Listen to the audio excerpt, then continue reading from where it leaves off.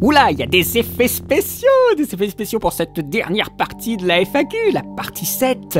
Vous avez été très nombreux encore à me poser des questions, je réponds vraiment aux dernières questions. Mais bien sûr, il y a des gens qui m'ont posé des questions pendant que je postais les différentes parties. Et donc, il y a toute une série de personnes à qui je ne pourrais pas répondre dans cette FAQ-ci. Des gens comme Canon Gemini, Captain Bon Matin, Tom Mioche, Walter White, Benjamin Martin, Stéphane MetaTV, Groot Chat, Sophist et Manu Silla qui m'ont posé des questions. Elles sont toutes notées, mais ce sera pour la prochaine. Alors la prochaine, je ne sais pas quand ça va être, mais ça va être dans un sacré moment. Peut-être un truc en été, je ne sais pas du tout. En attendant, vous êtes de plus en plus nombreux. Vous êtes près de 1100 abonnés, c'est formidable. Et donc voilà, cette FAQ fait le point sur toutes les questions qui étaient quand même de bonnes questions. Et j'ai enregistré au total 10h14 minutes d'enregistrement pur, c'est-à-dire un enregistrement qui n'a pas été traité, qui n'a pas été coupé, et il y a eu plus de 10 heures. Voilà, alors, nouveau record à battre pour la prochaine fois. Bien sûr, ce n'est pas un enregistrement à la suite, j'ai fait des sessions d'1 heure à chaque fois. Après que j'ai traité, que j'ai enlevé beaucoup de choses, bien entendu, pour que ça fasse juste cette partie de 50 minutes. Je trouve que ça se passe très bien comme ça. Peut-être que les prochaines sessions seront plus longues, je ne sais pas.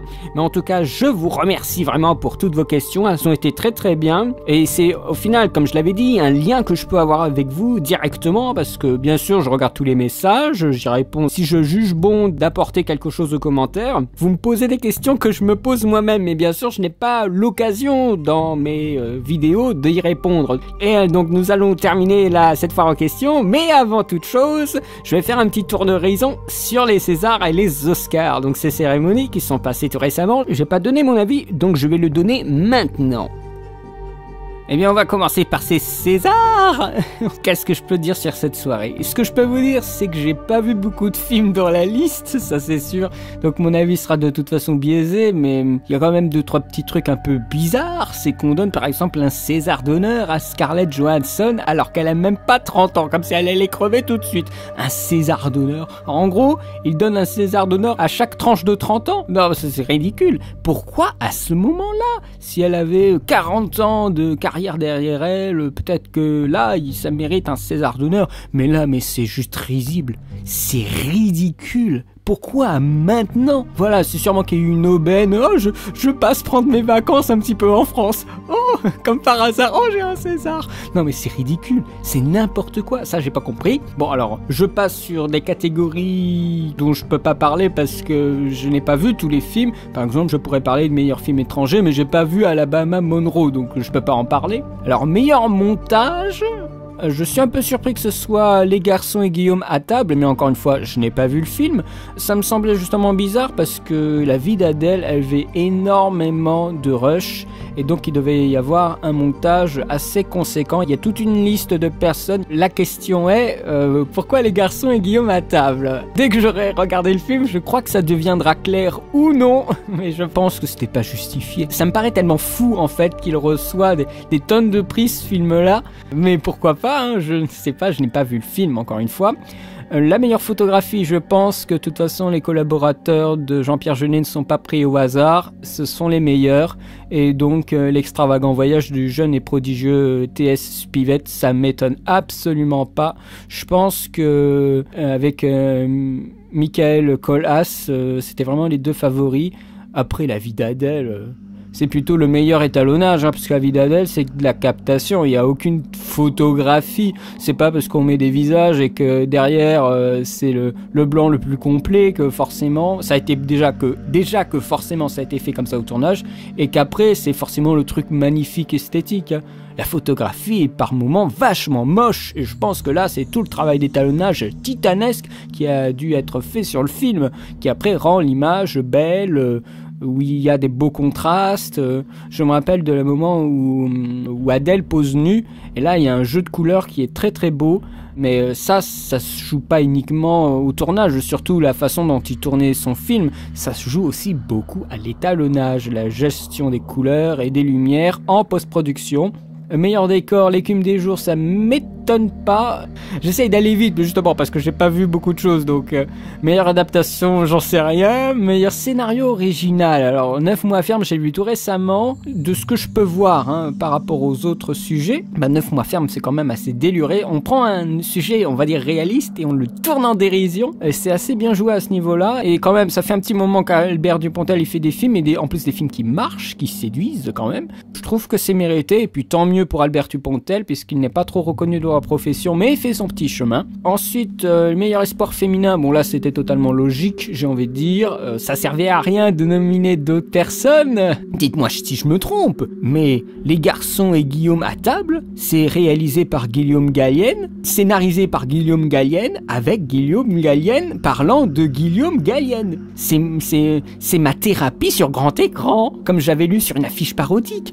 Qu'est-ce qu'il y a de plus auteur et de plus égocentrique et de plus renfermé que ce film? Alors là, c'est typique le film français. Non mais c'est quand même, c'est assez affolant, hein, qu'on s'enferme à ce point-là. D'ailleurs, je suis très content qu'il n'ait pas reçu le prix du meilleur réalisateur, puisque c'est Polanski, un vieux de la vieille, à qui on ne la fait pas. Donc lui, je pense que La Vénus à la fourrure, de ce que j'ai vu, j'ai pas vu le film bien sûr, mais vu la bande-annonce, je savais très bien vers quoi ça pouvait aller, et je pense que le film de Polanski est excellent. Donc je pense que Polanski mérite son prix. Mais encore une fois, meilleur film par rapport à La vie d'Adèle.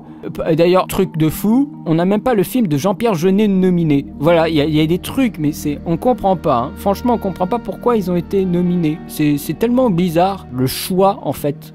Franchement, il a intérêt à être bien quand j'irai le regarder. Les Garçons, Guillaume est à table, hein, parce que si c'est pas le cas, moi je vais le descendre. Hein, parce que là, avec des tels prix, mais on peut s'attendre à un truc de fou. À voir, mais encore une fois, on s'emballe complètement pour des films parce qu'ils ont eu un petit succès. Il a fait 2 millions d'entrées. Oh là là, on va lui foutre plein de récompenses. Il y a Anguille sous roche, j'ai envie de dire. De toute façon, il y a aussi Anguille sous roche pour la cérémonie des Oscars. Ah là là là là. Alors, on commence par quoi? On va commencer par un truc qui me fait assez mal. C'est l'Oscar du meilleur film d'animation attribué à La Reine des Neiges, ce que je trouve complètement abusé. La Reine des Neiges, c'est mauvais. Putain, c'est mauvais. Je veux dire, même on va dire que c'est bon, La Reine des Neiges. Ok, c'est bon et tout ça. Vous mettez Le Vent se lève de Miyazaki à côté, mais ça ne vaut plus rien du tout. Je pense qu'en fait c'est parce que le film a fait $1 milliard au box-office qu'ils te le mettent sur un piédestal. Le film est faible, les chansons sont faibles. Ils auraient pu faire un truc génial de trio amoureux. Au scénario, ils ont tout cassé pour un espèce de manichéisme pourri. Non mais c'est un truc, oh là là, qu'est-ce que j'étais déçu par ce film. Et franchement, Le Vent se lève, non seulement c'est de l'animation traditionnelle, c'est-à-dire encore de la 2D, par rapport à La Reine des Neiges qui est de l'animation en 3D, d'ailleurs qui repompe complètement sur Réponse, dans même les textures, je parle pas forcément du visage, mais aussi des textures, c'est très très semblable, et c'est pour ça que le film aussi coûte très très cher, par rapport au Vent se lève qui propose encore une animation traditionnelle, qui peut encore nous proposer des fortes sensations et une très très belle couleur dans Le Vent se lève, une histoire mature pour montrer que les cinémas d'animation ce n'est pas que pour les enfants, parce que La Reine des Neiges c'est pour les enfants pour le coup, mais alors que Le Vent se lève, il y a aussi une affaire historique, on peut parler d'autres choses par l'animation, donc on vante des mérites qui sont pas mis souvent sur le devant de la scène par rapport au cinéma d'animation. En plus c'est le dernier Miyazaki, ça aurait été génial qu'il termine voilà avec un Oscar. Non seulement c'est un geste fort pour l'animation japonaise à l'heure où le Japon et toute sa culture s'étend dans le monde et se fait connaître par beaucoup de générations,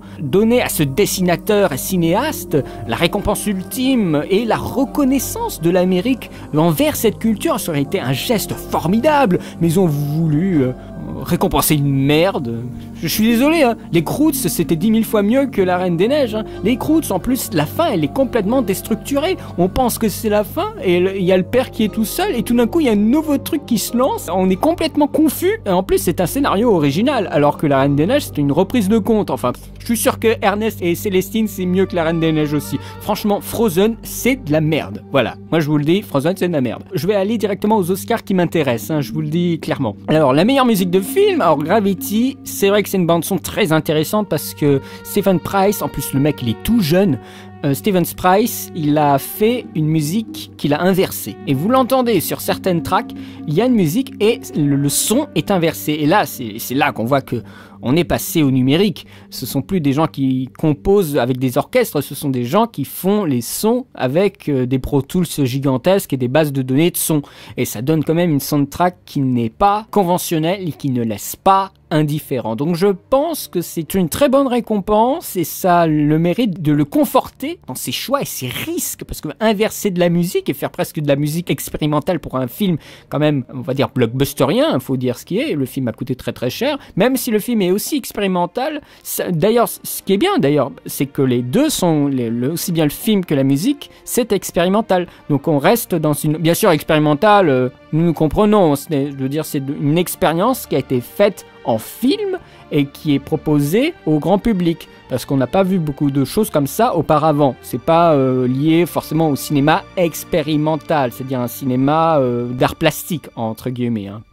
Donc voilà, moi je trouve que c'est tout à fait justifié. Après, encore une fois, meilleure chanson originale, Let It Go, là, mais arrêtez, c'est pitoyable, c'est de l'abus. Après, si ça se trouve, les autres musiques c'était de la merde, donc ils ont pris Let It Go parce que voilà. Non mais franchement, qu'est-ce que j'étais déçu. Il y a un passage qui est bien dans la musique, c'est après le refrain, il y a une espèce de pirouette, enfin moi j'ai beaucoup aimé, mais ça n'a pas la prestance des Disney précédents, je suis désolé, mais ça marche pas, hein. Enfin pour moi, encore une fois, ça ne marche pas. Peut-être vous avez été complètement séduit, et c'est très bien, hein. Mais moi non, c'est pour moi ça reste de la merde, hein. Voilà. Ensuite, les meilleurs effets visuels, bon là, ça aurait été une ignominie de ne pas la donner à Gravity, hein. Ce film, c'est que des effets visuels. La désolation de Smaug, ils peuvent repasser, et de toute façon, les autres, c'était juste pour compléter une nomination, parce que franchement, je vois pas ce que les autres ont de plus au niveau des effets spéciaux. Ensuite, meilleur mixage son et meilleur montage de son, ça c'est assez évident que c'est Gravity, parce que le travail du son est très très impressionnant, et pourtant, j'ai beaucoup aimé le son du sang et des larmes, The Lone Survivor. Le son m'avait intéressé, sûrement justement dans ce cas-là que le son ressortait particulièrement, et ça peut gêner, mais à un moment je me suis dit c'est vrai qu'il y a un super son dans ce film, il y a un travail de son important, donc montage son ça aurait été intéressant peut-être pour du sang et des larmes. Mixage son, après voilà, ce sont des films qui jouent beaucoup sur des effets, et comme par hasard beaucoup d'effets de métal et tout ça, comme Captain Phillips ou du sang et des larmes. Et là on va en venir à l'Oscar qui est vraiment l'Oscar qui me touche particulièrement, c'est l'Oscar de meilleur montage. Bon, il a été attribué à Gravity, mais moi j'aurais souhaité que ça soit Captain Phillips qui le remporte, c'est-à-dire Christopher Rouse. Sachant que, alors ça c'est très intéressant, l'Académie des Oscars a décerné le meilleur montage à Gravity, mais la cérémonie des monteurs, c'est-à-dire l'American Cinema Editors Awards, a décerné le prix du meilleur montage d'un film dramatique à Captain Phillips.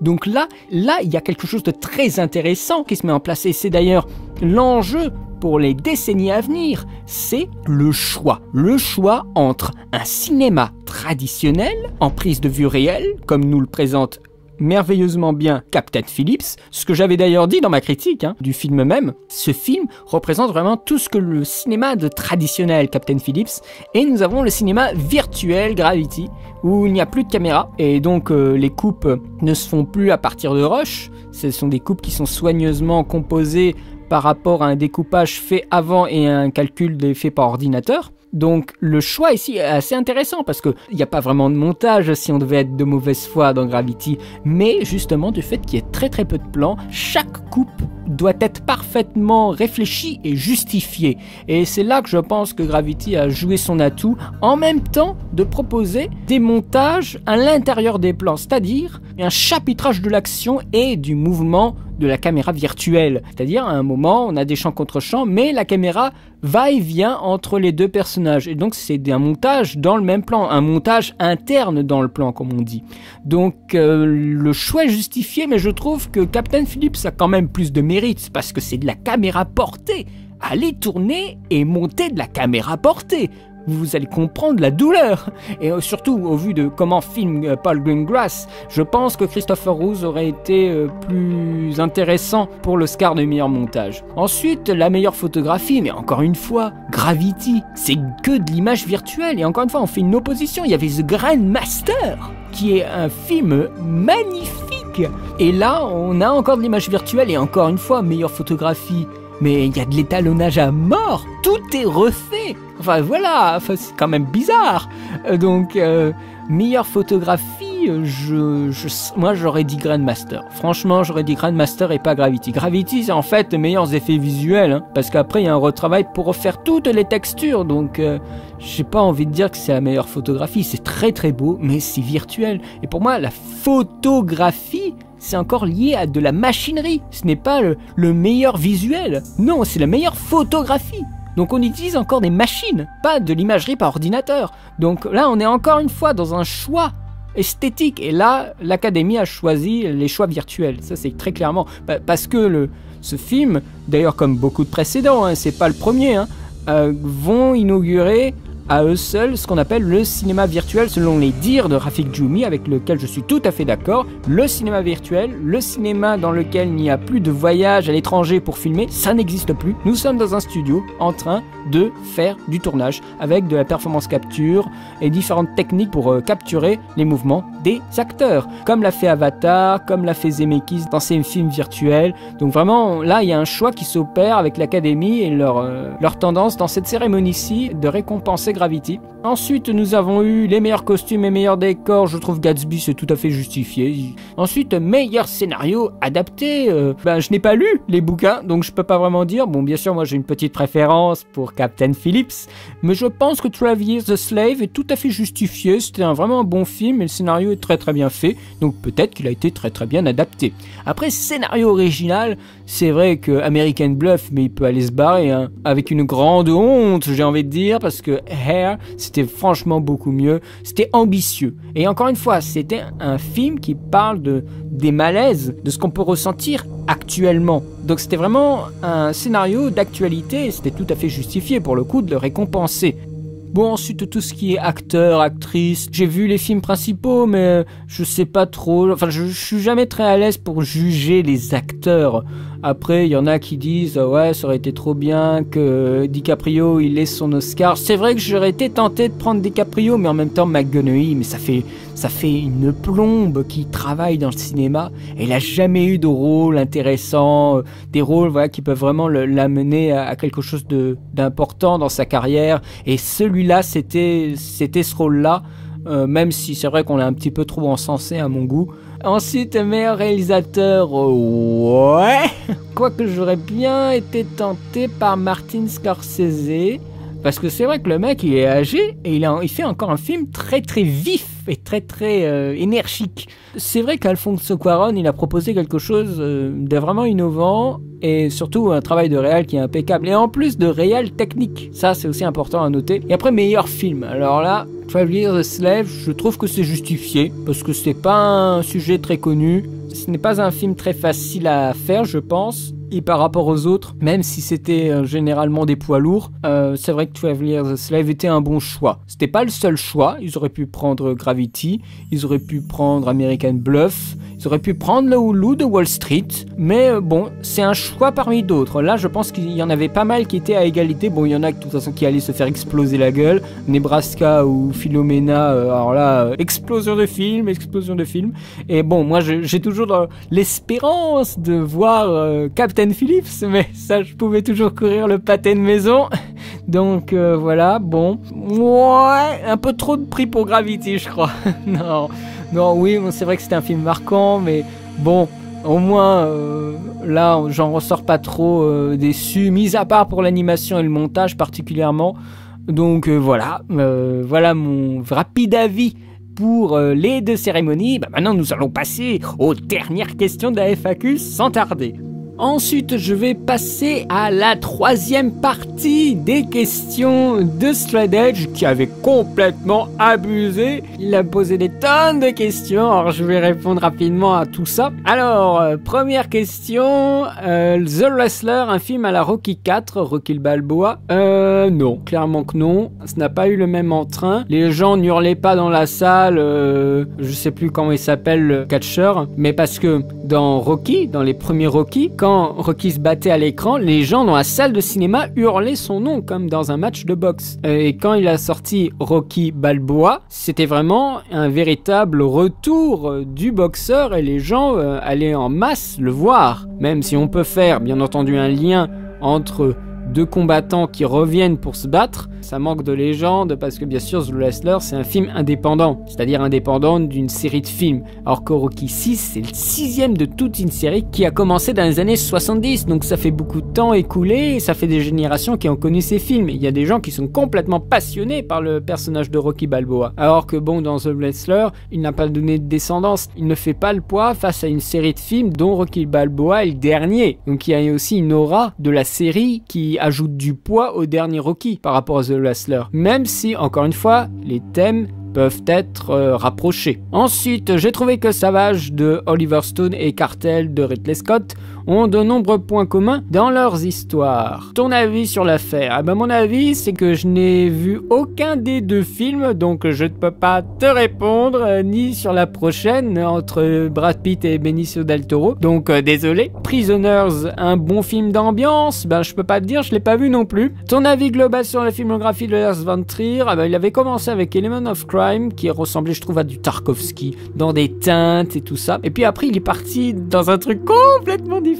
Voilà, avec son Dogme, mais j'ai pas tout vu, loin de là. C'est un provocateur, mais je pense pas qu'il faille lui en vouloir pour ça, comme l'ont fait les gens à Cannes. En tout cas, c'est quelqu'un qui a remarqué le cinéma, ça c'est sûr. J'apprécie le regarder, je respecte son travail, mais sans plus. Ensuite, Spielberg, Steve Jobs du cinéma. Je vois pas pourquoi tu le compares à Steve Jobs. Ouais. Après, je ne connais pas du tout Steve Jobs. Bien sûr, il y a le truc rêve américain, le mec qui monte. Ouais, ça, je vois pas pourquoi Steve Jobs. Moi, je m'en fous de Steve Jobs. J'allais dire Cheese Dove. Tom Hanks, l'archétype de l'acteur américain. L'archétype, je vois pas trop ce que tu entends par l'archétype. C'est un très bon acteur. C'est un acteur qui joue beaucoup de choses. Après, l'archétype, ce serait des acteurs issus de l'acteur studio ou non. Ça, c'est aussi une question qu'on peut se poser. En tout cas, c'est un très bon acteur que j'apprécie tout particulièrement. Ensuite, que penses-tu de l'esthétique de Only God Forgives? Autant l'esthétique de Drive, qui est d'ailleurs un peu la même, hein, ça servait à un propos qui était classique, c'est-à-dire vraiment raconter une histoire. Là, c'est une histoire, on sait pas trop où on va nous amener et c'est très très lent, mais j'aime beaucoup des mises en scène maîtrisées, ce qui est le cas ici. Après, le pourquoi de certains plans, on peut se poser la question, mais je crois qu'il était complètement emporté dans, j'ai envie de dire, son délire de la couleur rouge. Non, mais dans l'ensemble, j'avais assez apprécié, mais je manque encore une fois de porte d'entrée pour voir un peu ce que c'est que cette esthétique-là. Étant donné que je n'ai pas fait beaucoup de recherches sur le réalisateur et ses goûts esthétiques, je ne pourrais pas dire précisément de quoi il en retourne, mais en tout cas, j'avais beaucoup apprécié quand je l'avais regardé, même si le propos du film était violent. Little Miss Sunshine, le prototype du road movie de masse. Alors qu'est-ce que tu appelles le road movie de masse? Parce que souvent le road movie c'est surtout sur des marginaux, c'est juste une variation, je pense pas que ce soit le prototype pour quelque chose qui va être décliné par la suite et lancer un grand mouvement. Je sais qu'il y a eu les Miller, là je sais plus comment c'est en français, qui est sorti là je crois cet été, mais je pense pas que quand tu dis prototype, j'ai l'impression que tu sous-entends qu'il va y avoir une grande ribambelle de films comme ça par la suite, ce qui n'a pas été vraiment le cas. Ça reste des films sur les marginaux avant et après que ce film soit sorti. Ta question suivante, j'ai vu il y a quelque temps Mother de John Woo Bang qui m'a interpellé par des thématiques malsaines abordées. Est-ce que ça veut dire que le cinéma coréen va avoir du mal à s'implanter dans les salles et les mentalités européennes? Bah non, je pense que le cinéma asiatique il va bien s'implanter. Il y a quelques succès voilà qui arrivent en France, autrement généralement ce sont des petites salles d'auteurs, c'est là où on va plutôt voir les films coréens. C'est plus un problème de système d'exploitation que de thématiques et des trucs comme ça et de mentalité. Bien sûr, il y en a un petit peu parce que c'est un cinéma qui n'est pas comme le nôtre, aussi bien au niveau de la mise en scène que des idées, que de la lecture de l'image, que du jeu d'acteur. Mais je ne pense pas que ce soit foncièrement à cause de la mentalité, c'est qu'il y a beaucoup de films sur le marché, qu'il faut faire des choix et que les exploitants savent que ce qui rapporte de l'argent, c'est le film américain et c'est aussi le film français. Pour les cinémas d'auteur, ils adorent le cinéma coréen et après, bien sûr, il y a quelques succès qui arrivent chez nous en France. Là, le Transperce-Neige, là, que je n'ai pas vu. Je pense pas que ce soit une affaire de mentalité, en tout cas pas uniquement. As-tu une sympathie par rapport aux films sociaux de l'Italie des années 60? Je ne connais pas du tout, donc je peux pas répondre à cette question. On me parle assez régulièrement du film d'Alain Soral, Confession d'un dragueur, comme d'un film contestataire et atypique dans les thématiques. Qu'en penses-tu? Je n'ai pas vu ce film-là, donc je peux pas te répondre. Ah, ça enchaîne les questions tout de suite, hein. Ensuite, une question déjà intéressante.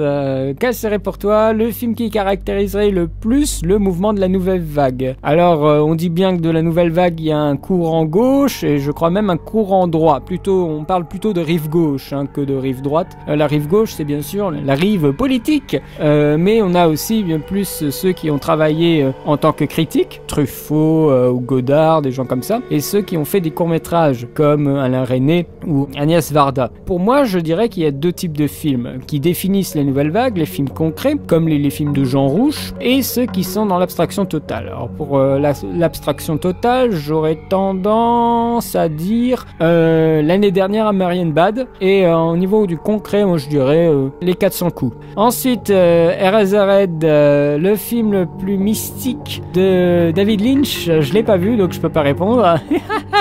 De même que oh mon pauvre, t'es mal tombé, hein, mais de même que le festin nu, ta prochaine question, je peux pas y répondre non plus. Ah, c'est con ça.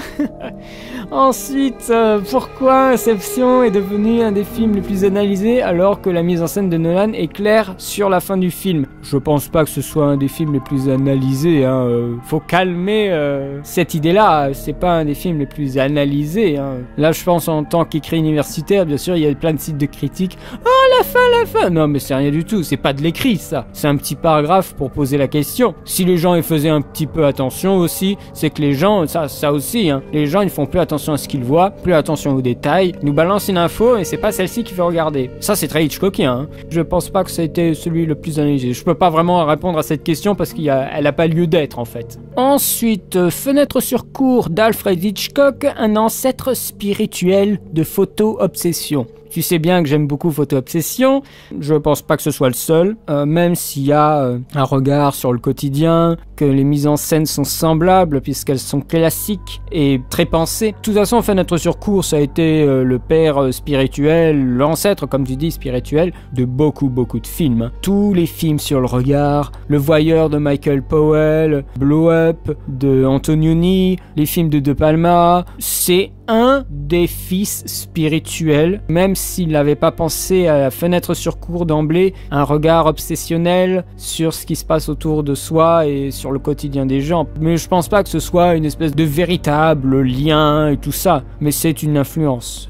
Pour moi, c'est clair, oui. Ensuite, Samsara et Koyanis Katsi, le même type de film, oui, clairement. De toute façon, Ron Fricke, il avait été le chef-op, je crois, des réalisateurs des Katsi. Ça, c'est des trucs à voir au cinéma, hein. Vraiment. Je dirais que oui, clairement. Ron Fricke, qu'est-ce qu'il a fait? Il a tourné avec le réalisateur et ça lui a pris beaucoup de choses et lui, il a voulu faire une version, on va dire, plus grand public. Surtout, il est beaucoup plus contemporain. Donc, il y a des thématiques qu'on retrouve dans l'un qu'on n'a pas dans l'autre. Donc, mais oui, pour moi, c'est clairement le même type de film. Alors, la question est, parce que justement, il y a un mec qui me l'a fait savoir avec un ton extrêmement désagréable sur ma critique de Samsara. Est-ce que c'est un film expérimental ou est-ce que c'est un film documentaire? Parce que pour moi, le documentaire, ce n'est certainement pas Samsara.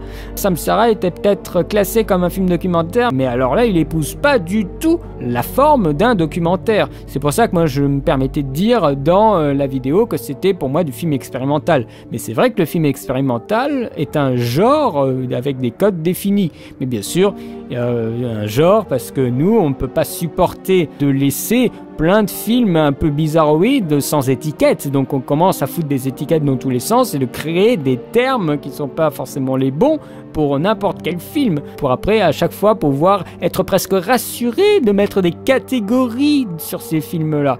Donc moi j'ai dit que Samsara c'était un film expérimental parce qu'il faisait une expérimentation, bien sûr c'était pas le premier, il faisait une expérimentation, aujourd'hui pas de voix off, un montage qui se laisse regarder avec une musique et c'est tout. Alors pour moi, ce n'est pas du tout conventionnel et pour moi, c'est expérimental. Dans le milieu du documentaire où nous sommes, on n'a rien sur quoi se rattacher. C'est un film fait avec du 70 mm, Samsara. Donc c'est encore moins conventionnel par rapport au documentaire normal. C'est pour ça que pour moi aussi, c'était expérimental, mais pas dans le sens rattaché au genre expérimental, mais expérimental s'il y a des expérimentations. C'est incroyable que je sois obligé de me justifier. De toute façon, la personne qui a vu la critique, elle verra pas la FAQ, mais bon, non, mais quand même, il y a des gens qui sont impitoyables. Enfin, je veux dire qu'ils ne supportent pas, mais encore, je fais une petite aparté, mais si la personne m'expliquait pourquoi elle trouvait que c'était un peu de l'abus de langage, mais non, mais la personne, elle y va tout de suite à l'insulte, mais qu'est-ce que tu vas faire avec des gens comme ça? Mais voilà, c'est complètement gratuit. Ouais, ça c'est énervant, quoi. Voilà, donc oui, pour moi c'est le même type de film. Après, quel type de film, ça c'est la question en effet. Merci d'avoir posé cette question parce que c'est vraiment des films qui méritaient d'être connus davantage. Ensuite, Elephant Man, toujours aussi surprenant et choquant aujourd'hui. Oh non, ça a été un petit peu réduit. Bon, mais bien sûr, il y a toujours cette apparition, hein, mais pour moi, c'est celui que j'avais regardé avec le plus de facilité. C'était un film facile à regarder. J'étais très content d'ailleurs, parce que Lynch, il faut réfléchir à mort et tout ça. Et là, il nous sort un film classique. C'est très lisible et c'est très compréhensible. C'est choquant, mais c'est plus aussi surprenant, parce qu'aujourd'hui, on est habitué à tellement de choses bizarres. Parce qu'on va toujours plus, bien sûr, dans la bizarrerie, dans le monstrueux. Ensuite, es-tu d'accord avec l'équipe Beats de Rafik Djoumi par rapport à l'épisode de Gothico Latino? Alors, je l'ai revu pour le coup. Je suis d'accord que la langue nourricière du cinéma fantastique aujourd'hui est plutôt du côté espagnol, mais bon, il faut dire aussi le japonais. Même l'Asie en général propose aussi des films d'horreur qui sont assez forts. Ils disent qu'ils voulaient arrêter le cinéma d'auteur. Et après, bien sûr, c'est eux qui se sont mis en avant dans leur pays. Alors que nous, on a un lourd passé de la nouvelle vague, encore une fois, derrière nous. Et on n'arrive pas à dépasser ça et à accepter les films d'horreur français actuels. Pour moi, c'est ça. Hein. Nous aussi, on veut sortir et faire des trucs comme ça. Mais quand les Américains, ils arrivent avec leurs films fantastiques et leur argent, tout simplement, pour le faire, bah nous, on se couche, hein. Est-ce que la langue, pour ta dernière question, est-ce que la langue ibérique participe à l'essor du cinéma fantastique? Oui, actuellement, absolument. Après, tous les films fantastiques de langue ibérique que j'ai vus, j'ai jamais accroché. Mais je pense que c'est moi qui n'apprécie pas la façon dont c'est mis en scène, le suspense, l'horreur qui découle. Mais après, c'est moi. Hein. Moi, je suis pas un gros malade de films d'horreur. Hein. Et j'aime pas avoir peur aussi. Pour moi, ces questions... ouais, bon. Je suis désolé d'ailleurs de terminer toutes tes questions, enfin, sur cette note un peu pessimiste, mais c'est juste que je suis pas trop film d'horreur. En tout cas, je te remercie pour toutes ces questions, mais la prochaine fois, n'en pose pas autant. Garde-les en stock dans un texte ou je sais trop quoi, mais ne m'en pose pas autant parce qu'après, voilà, je suis obligé d'y aller à fond la caisse pour y répondre parce que c'est trop par rapport aux autres personnes qui m'ont posé peut-être 5 questions. Et qui voit que je passe 35-40 minutes sur une seule personne. C'est quand même un peu navrant, quoi. La prochaine fois, mais pourtant, il y a des questions, il y a plein de questions qui sont intéressantes, hein, mais la prochaine fois, pose-en moins, s'il te plaît. Ensuite, une nouvelle question de Ken Arius. Que penses-tu du son, des bruitages et de la musique comme véritable élément de mise en scène? Je trouve qu'il n'y a pas assez de réalisateurs qui travaillent profondément leur environnement sonore comme vecteur de sens. Surtout en France, si je peux m'exprimer ainsi. Oui, en France, rien que aux États-Unis, ils ont des prix pour le son, pour le mixage et pour le montage son. En France, pas du tout. ça montre déjà une volonté justement de faire une mise en scène qui s'efface, dont le traitement sonore ne se fait pas remarquer, c'est-à-dire une prise de son direct, réel. C'est la marque de fabrique des Français, c'est-à-dire de prendre son réel et le travailler le moins possible. C'est pour ça que tu as l'impression que il n'y a pas grand-chose au niveau du son dans les films français en tout cas. Par contre, les États-Unis, ils refont toute la traque sonore, ils exagèrent davantage. La plupart des sons que vous entendez, tout est refait. Ça, ils ont des banques de sons gigantesques, ils font du montage, et puis voilà.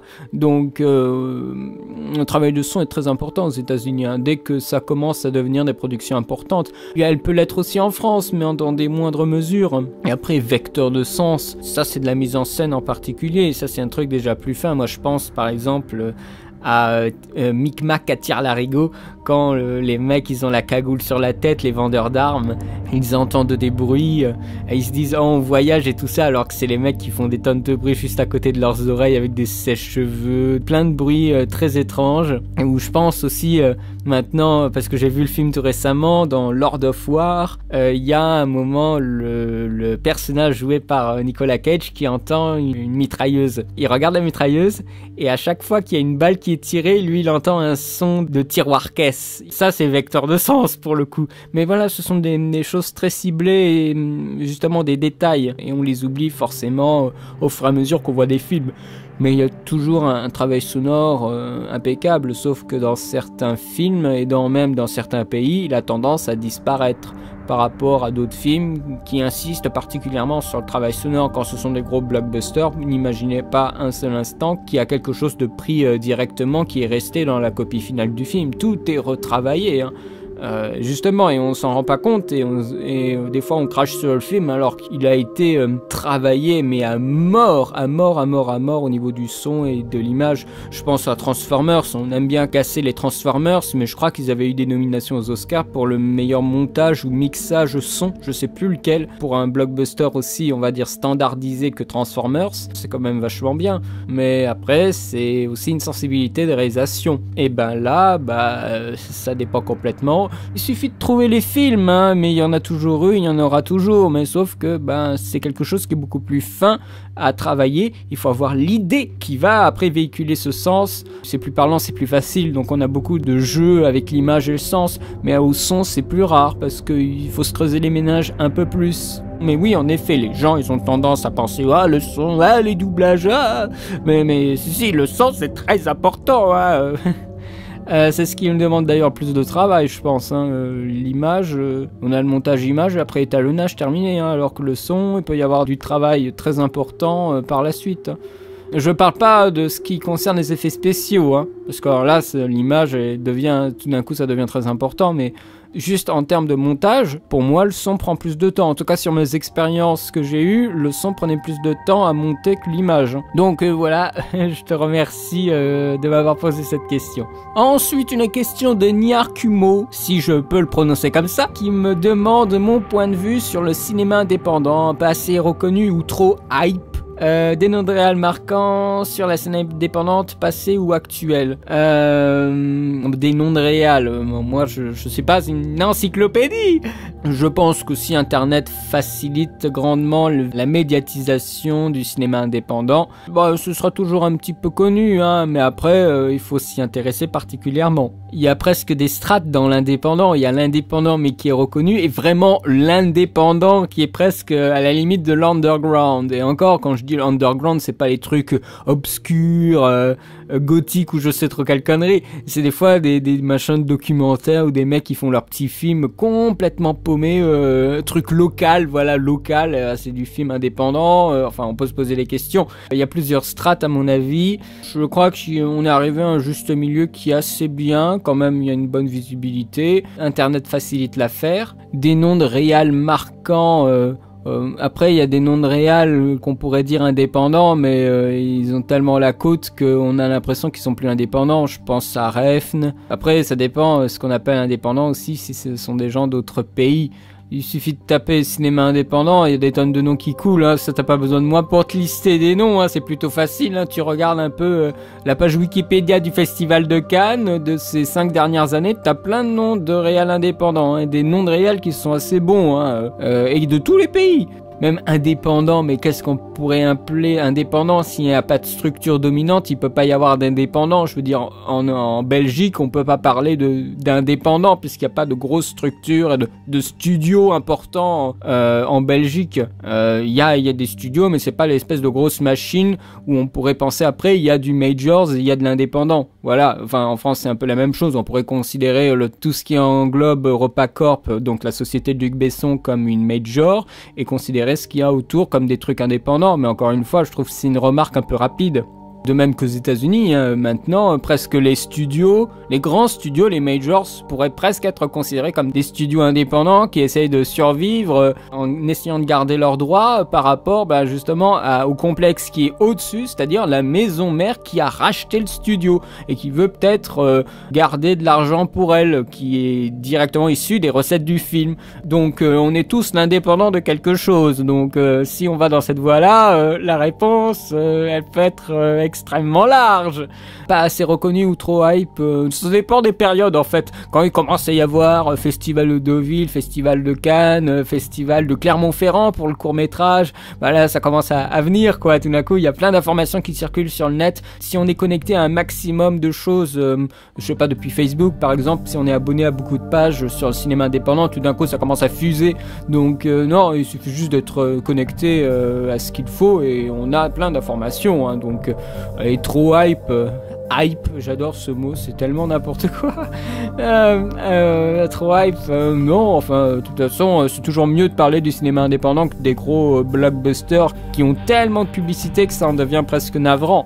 Je souhaite à chaque indépendant d'essayer au moins une fois, de faire un film avec beaucoup de budget pour savoir s'il est capable d'aller au stade au-dessus et de faire face aussi à de véritables enjeux, c'est-à-dire et à de véritables rapports de force. Parce que sur le petit cinéma indépendant, c'est bien joli, mais c'est aussi le mec qui se satisfait de sa petite entreprise, quoi. Il ne rêve pas très loin, on va dire. Moi, ça peut lui aller aussi, mais c'est le gars qui fait son petit travail tout seul, avec lui en tant que scénariste, que réalisateur, que chef opérateur, que monteur, que producteur. Alors qu'est-ce que tu vas faire avec une personne pareille, quoi? Non, mais c'est vrai, ça c'est aussi un problème, hein.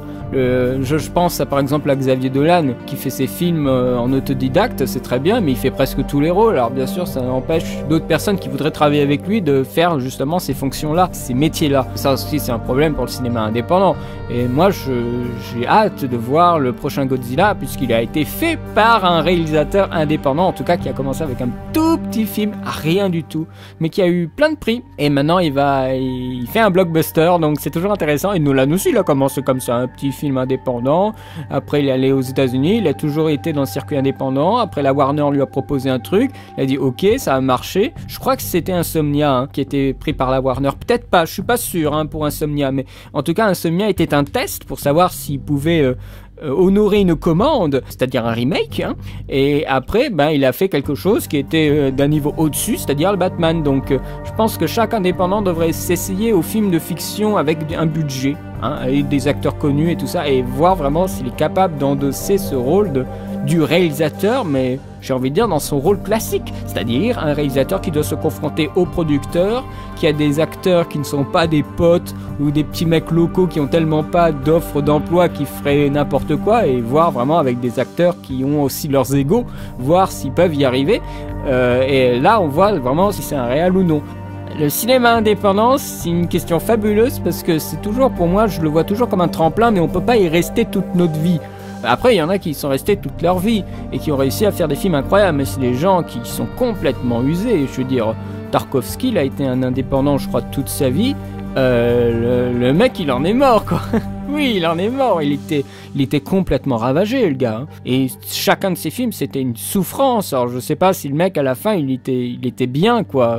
Enfin, il faut, si on est dans le cinéma indépendant, il faut s'accrocher. C'est la crise, voilà. Le marché est frileux et donc le cinéma indépendant, il a un petit peu du mal. Bien sûr, les technologies se sont allégées, donc elles sont plus légères, elles coûtent moins. On peut filmer avec des appareils photo et des trucs. Et encore, c'est un peu contraignant, mais bon, il y en a qui sont arrivés quand Quentin Dupieux, avec des films comme Rubber ou Wrong. Mais il y a tellement de possibilités d'exploiter son film aujourd'hui que je pense qu'il y a moyen de s'en sortir. Si on est un réal et qu'on fait un petit truc indépendant et tout ça, c'est bien joli, mais on va pas en faire notre métier toute notre vie. Alors qu'il y en a qui ont des visions, qui ont des univers propres, très identifiables, qui sont des fous, qui sont fous. La plupart des grands réals, il y a quelque chose dans leur tête qui tourne pas rond. Hein. Je veux dire Terry Gilliam, hein. Cinéma indépendant, il fait des trucs, mais c'est complètement barré. Hein. Regardez la bande-annonce de son prochain film, c'est complètement barré. Il le fait toujours avec rien. Hein. Enfin, avec rien. C'est toujours beaucoup d'argent, mais c'est toujours des productions un petit peu limitées. Hein. Il arrive à créer des univers. Voilà, c'est des gens qui sont un petit peu fous et qui partagent leur folie à travers l'écran. Ça fait un cinéma un peu égocentrique. Le cinéma indépendant, c'est pas un cinéma pour le spectateur. Le blockbuster, le cinéma commercial, c'est un cinéma pour le spectateur. Enfin, en tout cas, qui se veut être pour le spectateur. Donc, chacun a son point de vue, hein, ça se défend. Je vais arrêter là parce que sinon, je sais pas vers où je vais aller. Parce qu'à un moment, je croyais avoir terminé la question et tout d'un coup, j'ai trouvé une nouvelle porte d'entrée. Donc, je vais arrêter là. Voilà, t'as en gros, hein, mon avis sur le cinéma indépendant. Un avis partiel, bien entendu, mais mon avis quand même. En tout cas, je te remercie pour ta question. Je vais passer à la question de Rosebud17. Et pourquoi je suis si enjoué, c'est que c'est la dernière question de la FAQ. Ne penses-tu pas que le cinéma, tout comme notre société, est devenu trop sage, trop bien pensante? Il n'y a plus de Pasolini, des choses comme ça, voilà, des gens comme Klaus Kinski, Lars von Trier, qui sortent des phrases provocantes et mis tout de suite au placard. Ils trouvent que c'est bien dommage pour la diversité et l'intérêt du cinéma. J'ai envie de dire que c'est surtout les médias qui contrôlent ces gens-là, qui sont pourtant présents, mais qu'on n'entend pas du tout, qu'on entend à travers des petites radios bien ciblées, des choses un peu underground. Internet permet de nous connecter à l'actualité de ces personnes, mais les médias mettent une muselière à ces gens-là. Je pense par exemple à Moki, qui fait des tonnes de films, il en fait encore aujourd'hui, il a même, du fait que ses films sont tellement, comment dire, pas provocateurs, mais contestataires, voilà, qu'il a sa propre salle de cinéma. Comme ça, au moins, lui, il reste indépendant, mais à chaque fois qu'il est sur les plateaux, mais c'est juste un déchaînement. Les médias contrôlent et sont contrôlés. Ça peut donner justement cette impression qu'on n'a plus de figures provocatrices ou contestataires, mais en fait, c'est le contraire, on en a de plus en plus, mais c'est le média qui nous donne l'impression qu'on en a moins. Il y en a, bien sûr, après, tu cites Klaus Kinski, mais le mec, il était aussi complètement... il était fou, le mec. Il était fou. Après, on peut dire, ah, il est fou, il est trop sensible. Ah, bah, je crois que ça va de pair. Hein. Pasolini avec, là, tu cites Salo. Moi, j'ai envie de dire Gaspard Noé avec Enter the Void. Donc, on a encore des films vachement violents, contestataires, expérimentaux, qui ne sont pas à la portée, en termes de spectatoriel, hein, à la portée de n'importe qui, et qui sont extrêmement violents sur notre société, sur nous-mêmes, sur vraiment les humains, parce que Salo, c'est vraiment ça. Bon, moi, ça m'a pas fait des masses d'effets, hein, donc pour moi c'est un peu plat aujourd'hui, bien entendu. À l'époque, je crois que le mec d'ailleurs, il s'est fait tuer, Pasolini, je crois, il s'est fait assassiner, le gars, parce qu'il était trop sulfureux. Donc oui, je pense que aujourd'hui on en a encore, mais ce n'est plus la même façon de procéder, ce n'est plus la même contestation et ce n'est plus avec la même impact. Je pense que pour faire court, hein, je pense que on en a encore, mais ce n'est plus la même génération de provocateurs. Faut juste savoir qui c'est. Lars von Trier, par exemple, un bon exemple. Et d'ailleurs, et comme tu dis, il est viré à vie du Festival de Cannes, dont il est un des piliers depuis 15 ans. C'est vrai qu'à chaque fois, il fait des films qui sont présentés à Cannes, obligatoirement. Donc oui, c'est vrai, je suis tout à fait d'accord, c'est complètement paradoxal. Mais les points Godwin... ça marche bien sur internet, mais pas ailleurs, hein. C'est un peu ça. Enfin, c'était pas un point Godwin, mais ceux qui organisent tout ça, c'est des gens qui sont assez âgés, ou même il y a eu peut-être une passation de pouvoir depuis tout ce temps, je sais pas, mais je pense que ce sont des gens qui sont assez... c'est la haute bourgeoisie. Chacun voit midi à sa porte, hein. En tout cas, je te remercie pour ta question, et avec ça, on a terminé la FAQ. on a terminé la FAQ, cette FAQ qui aura duré un temps, pas possible. Je remercie Robin en premier pour l'animation qu'il a réalisée pour ces parties d'FAQ. Je vous remercie bien sûr tous ceux qui m'ont posé des questions et ceux qui regardent aussi les réponses, parce que voilà, les FAQ, je pensais pas que ça marcherait autant. Après, ma chaîne est en pleine expansion, et bien sûr ça me donne envie de continuer, que des gens regardent, que des gens continuent à s'abonner. Je pense voilà que ça va vraiment être un rythme tranquille, parce que bien sûr je n'en vis pas, c'est un hobby, et comme je l'avais déjà dit, on ne fait pas ce qu'on veut, on fait ce qu'on peut. Donc pour moi ce sera vraiment une vidéo par semaine, voire même 2 dans un cas exceptionnel, si j'ai le temps, encore une fois. J'ai même pas commencé à écrire la critique de Aladdin. Les Disney vont se distiller tranquillement, mais voilà, ça va recommencer après cette FAQ, mais avant, je vais vous faire une critique des 47 Ronin que j'ai découvert tout récemment. Donc voilà, il y aura la critique des 47 Ronin et après les Disney vont recommencer, enfin j'espère, si tout se passe bien. Donc j'espère que cette FAQ vous aura intéressé, j'espère que vous aurez apprécié son contenu, ce que je dis. Je prends vraiment mon temps pour les questions et ce sera peut-être la dernière fois, parce que au vu de l'augmentation du nombre de personnes, peut-être que la prochaine FAQ, il y aura beaucoup plus de questions et là, ça va être très délicat pour moi. Donc je vous le dis tout de suite, le temps que j'ai pris pour ces questions-là, ce sera peut-être pas la même chose dans la prochaine. Et la prochaine, je sais pas quand ça va être, hein. Donc je vous dis tout de suite. Mais en tout cas, je vous remercie de me suivre. Je vous remercie d'avoir vu cette vidéo et toutes les autres qui ont précédé et toutes celles qui vont suivre. Et je vous donne rendez-vous très bientôt pour de nouvelles vidéos sur le cinéma. Allez, salut!